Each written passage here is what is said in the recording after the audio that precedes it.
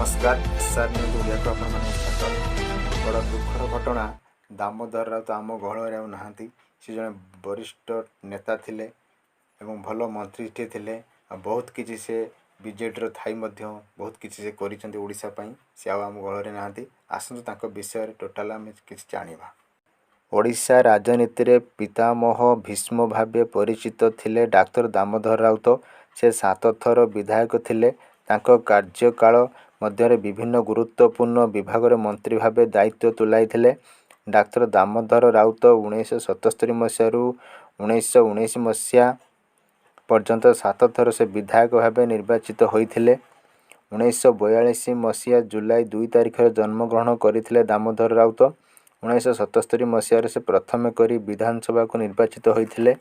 नवीन मंत्रिमंडल से पंचायत राज और सूचना और लोक संपर्क कृषि समवाय मत्स्य और प्राणी संपद विकास स्वास्थ्य अबकारी आदि विभाग मंत्री भावे दायित्व तुलाई दामोदर राउत। या छड़ा विधानसभा विभिन्न गुरुत्वपूर्ण कमिटी मध्य दामोदर राउत स्थान पाइथिले। बिजू बाबू सहित तांकर अति घनिष्ठता थिला।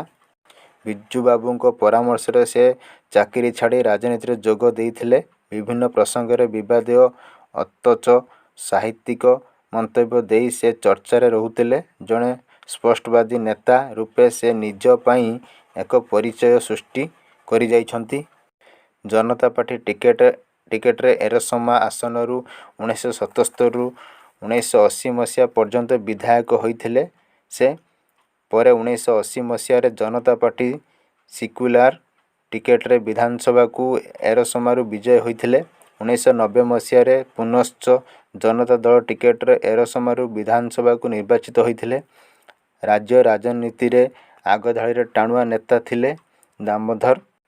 प्रभात पुरुष बिजू पट्टनायक और नवीन पट्टनायक मंत्रिमंडल रे गुरुत्वपूर्ण विभाग रे मंत्री भावे दायित्व तुलाउथिले। 1979 मसीहा अक्टोबर 25 तारिख रु 1980 मसीहा फेब्रुआरी 2 तारिख पर्यंत से सूचना और लोक संपर्क विभाग रे मंत्री थिले।